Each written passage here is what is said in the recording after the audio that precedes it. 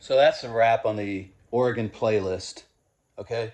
And I haven't done Tennessee. I might do Tennessee. I'm not sure. Got the sun shining in here. I'm trying to block it. Apologies for the last intro video because I had the mirror thing effect backwards. I think I have it right this time. And I put on this shirt. This is right before we played the national championship in 2002 season. We beat Michigan twice in a row. People know. Talking smack. I don't know if you guys can see that, but it's all about the fact that we beat Michigan 2 in a row. And Jim Tressel held what he said.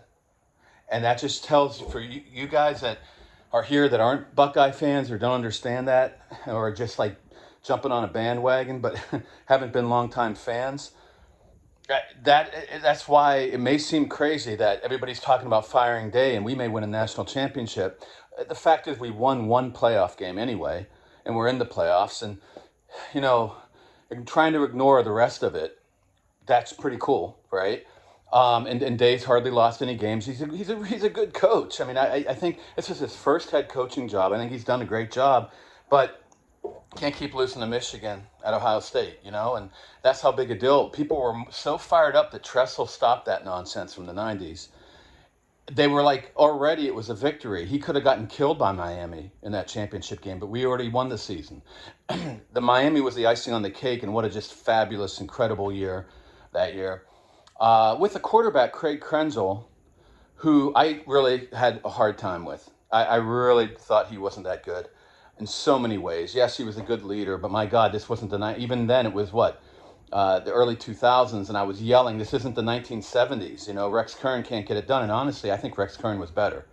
So, I mean, Krenzel couldn't throw. He couldn't read defenses. He was so inaccurate. But I look at, and he could run a little bit. But one time he tripped over his own feet running out of bounds. So I don't know what you call that. Will Howard to me is this a magnificent Krenzel. He's kind of like Krenzel, but so much better in so many ways. So that's kind of cool. But anyway, yeah, who knows what's going to happen here? Oregon's a heck of a team. I said at the beginning of the year in my college football preview, my podcast, you can go to Power Spread Podcast to hear that. I thought Oregon would be top 5 in the playoffs, all that stuff. I thought there were 2 really good teams in the Big Ten, and they were Ohio State and Oregon. But I thought, it was Ohio State and Georgia this year, and I said there would be a ton of chaos this year, and there was even more than I bargained for. But I thought at the end of the year, we're still going to see those same 2 teams. And Lanning's doing a great job, and Oregon may win one soon. I just didn't think it was yet. I don't think this is the year. I don't think this is the best team they're going to have. It's coming. So that's my opinion. And I think Ohio State definitely could have won that last game. Doing all this research, looking back at that game, and I haven't looked at it for months, and doing that analysis, the offense, that was the best game plan we've had of the year, except for Tennessee. If we add in the deep pass, like we did at Tennessee, if we add in tempo, lean more towards power spread, not so much pro. Stop all the pro nonsense. Power spread, that's what Howard's good at. Check the videos. I made those videos. No one has time to look at them right now. No one cares right now. The game's tomorrow. I get it. But it's there. So when I can say these things later, you can go back and see it's on the film. I'm telling you what's on the film.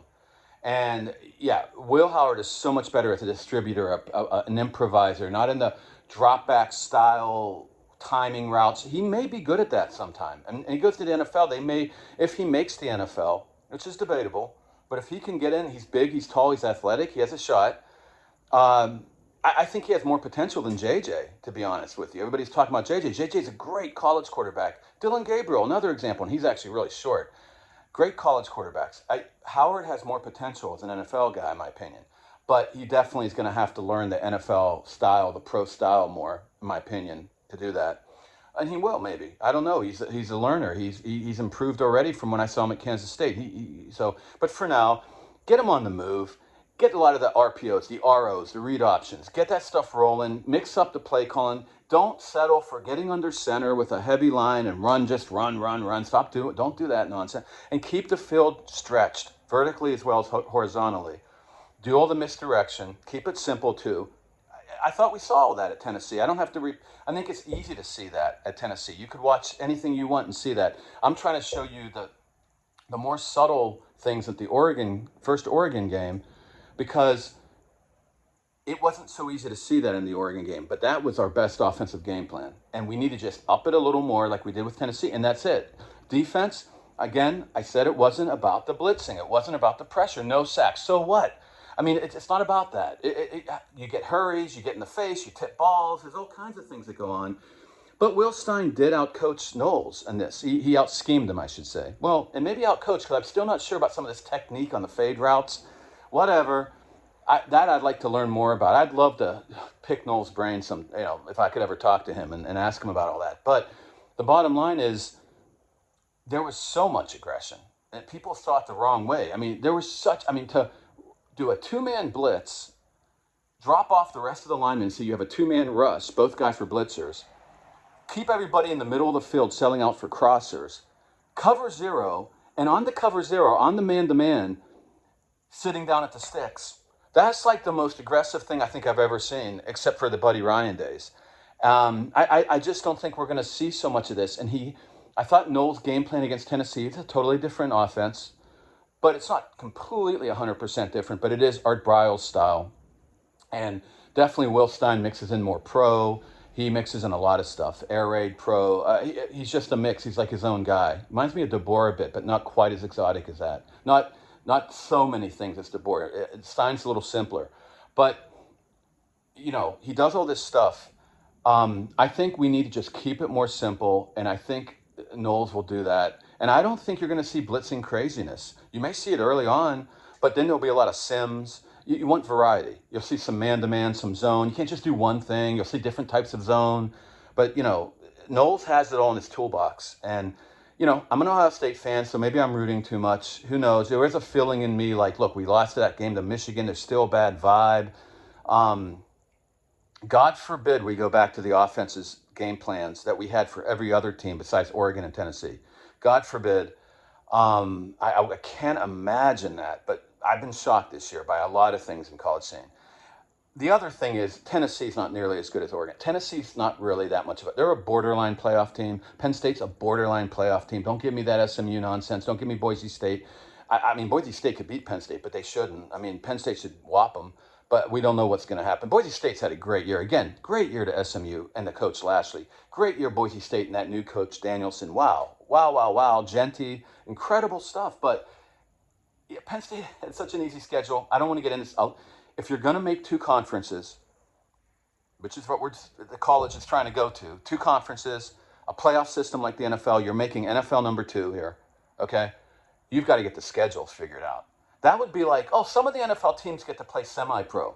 Some of them have a schedule where they get to play 4 semi-pro teams. Oh, wow, we get to play 6 this year. Oh, we only get to play 2. How's that fair? The NFL's competitive there. The competitive balance doesn't exist in college like that because it's never been this situation before. And now with all this conference realignment, the schedules are widely varying. It's insane. So Indiana's schedule, I wish Purdue had Indiana's schedule. That's all I can say. That's not fair to that coach and that team. And, they get the guy from UNLV now, whatever. I thought that guy was doing a pretty good job. I think he's a good guy. I don't, but you can't. That schedule was brutal. And I don't care. I love Signetti, but I'm sorry, man. No way Indiana has a winning record with that schedule. So, again, Tennessee, it worked out. The Bama thing, I don't know. Credit to them. They lost their whole back 7 on defense. I couldn't believe how well that defense played through the year, but I am not surprised we burned it. It's not going to be as easy against Oregon. It just is. They're just better talent and scheme. I mean, Heupel's good. Stein's really good. But Heupel's good. Banks is good as a DC for Tennessee, but I think Lanning's better. So I think schemes, talent, it's going to be tough. It's going to be tough, but if Ohio State just goes for it, and then I guess they waited for the playoffs. Just go for it. You lose. I don't care if it blows up. That whole one bad game Kyle McCord had, horrible game. Yeah, it was insane. He's a gunslinger, man. It happens like that. That was a little insane, but whatever. How many pick 6? But I don't care about that. I love all the good that kid did. And I saw that in high school about McCord. I kept saying, this guy's good. They didn't let him grow, man. He's not letting these guys, there's too much, don't make a mistake kind of attitude. With Stroud, McCord, I saw it with Howard this year. But right now, that Tennessee, I can live with that. You know, there's still a little bit of that don't make a mistake, but I can live with it all.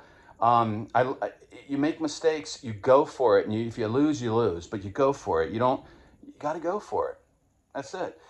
But also to Jim Knowles, settle down just a bit, you mad scientist. I love you, man. I love what he does. He's a smart. I love his stuff. I love watching. I'm going to watch more of his stuff throughout the year in the off season. But let's win this game. And I don't know. Please, no more 2-man rush with a cover zero. Unless someone can explain that to me, or that was a mistake. I don't know what that. You know, it gets a little nutty there. But yeah. So I'm excited. I'm excited to see what happens here. Hey, man, I'm on the record here with this stuff. And hey, 2025, I'll either stop doing this or actually start to get it together so it's timely for everyone and it's out there and we have fun and it's more fun. It's not like whipping out these vids 2 months late, stuff like that. But anyways, hey, did it. Whether I'm going to look at Tennessee, I think you guys saw it. Simple game plan by Knowles. I might show something. I might do a little something by tomorrow for that. We'll see. But definitely, I'll come back with some vids on the next Oregon game.